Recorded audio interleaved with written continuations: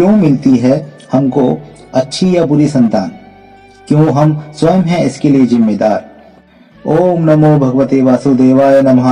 हर हर महादेव। जय श्री कृष्ण, जय श्री राम, जय माता की, सभी संतों की जय, सभी गुरुदेव की जय। मित्रों, एक कहावत है, पूत कपूत तो क्यों धन संचय, पूत सपूत तो क्यों धन संचय। एक अच्छी या बुरी संतान ही हमारे कुल का भविष्य निर्धारित करती है। यदि संतान अच्छी है तो माता पिता का जीवन स्वर्ग के समान बन जाता है, और वहीं अगर संतान बुरी है तो उनका जीवन नर्क से भी बदतर हो जाता है।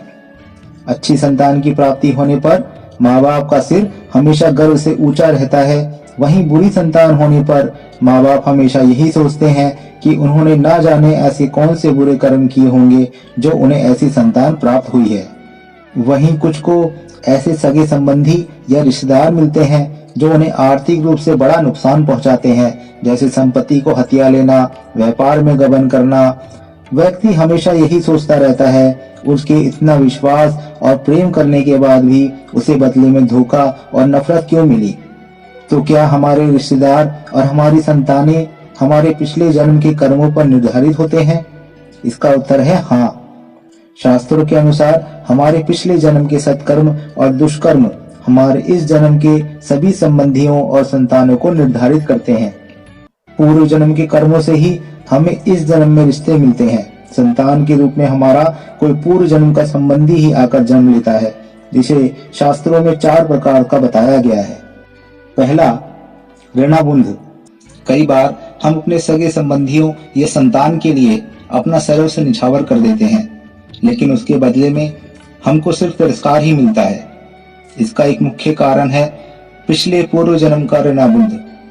पूर्व जन्म का कोई ऐसा प्राणी जिससे आपने ऋण लिया हो और वापस न लौटाया हो, या उसका किसी प्रकार से धन नष्ट किया हो, तो वो आपके घर में संतान बनकर जन्म लेगा और आपका धन बीमारी या व्यर्थ के कार्य में तब तक नष्ट करेगा जब तक कि उसका हिसाब पूरा ना हो सके। दूसरा, शत्रुपुत्र।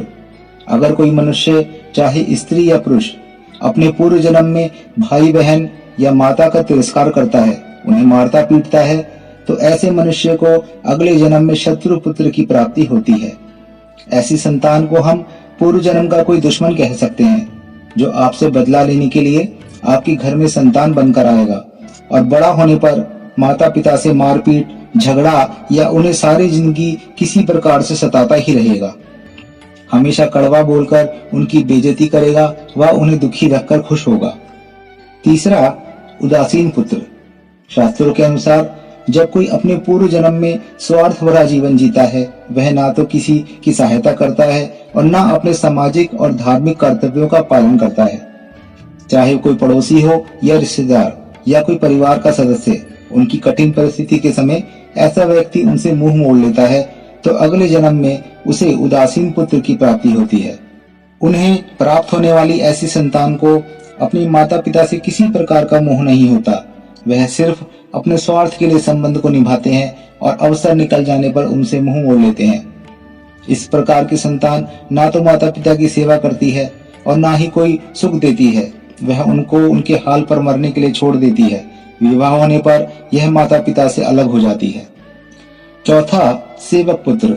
जो लोग बिना किसी स्वार्थ के किसी की, चाहे वह पड़ोसी हो या रिश्तेदार हो या परिवार का कोई सदस्य हो, जैसे भाई बहन या माता पिता, उनकी निस्वार्थ सेवा करता है, सहायता करता है, तो ऐसे मनुष्य को अपने अगले जन्म में सेवक पुत्र की प्राप्ति होती है।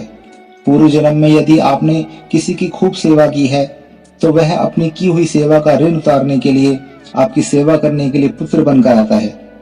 अगर आपने किसी गाय की निस्वार्थ सेवा भाव से सेवा की है, तो वह पुत्री बनकर आती है। हमारे पिछले जन्म के बहुत से कुकर्म हमारे इस जीवन के सगे संबंधियों और संतान प्राप्ति पर सीधा प्रभाव डालते हैं।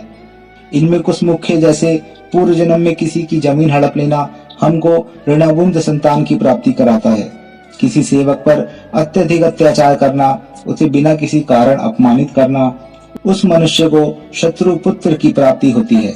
गाय का स्वार्थवश पालन कर उसके दूध देना बंद करने के पश्चात उसे घर से निकाल दिया हो, तो वह ऋणाबुंध पुत्र या पुत्री बनकर जन्म लेगी। यदि आपने किसी निरपराध को सताया है तो वह आपके जीवन में शत्रु बनकर आएगा। इसलिए जीवन में कभी भी किसी का बुरा नहीं करना चाहिए। प्रकृति का नियम है कि आप जो भी करते हैं उसे वह अगले जन्म में 100 गुना करके देती है। यदि आपने किसी को 1 रुपया दिया है तो समझो आपके खाते में 100 रुपए जमा हो गए। यदि आपने किसी का 1 रुपया छीना है तो समझो आपकी जमा राशि में 100 रुपए निकल गए। इसलिए हमको निरंतर ऐसे कर्म करने चाहिए जिससे हमारे आसपास के लोगों की सहायता हो, हमारे माता पिता हम पर गर्व करें, सभी हमसे प्रेम करें और हमको आशीर्वाद दे। यह करना उतना कठिन नहीं है, लेकिन यदि एक जन्म में हमने निस्वार्थ इसका पालन कर लिया तो हम जन्म जन्मांतर तक इस कुचक्र से बाहर निकल जाएंगे।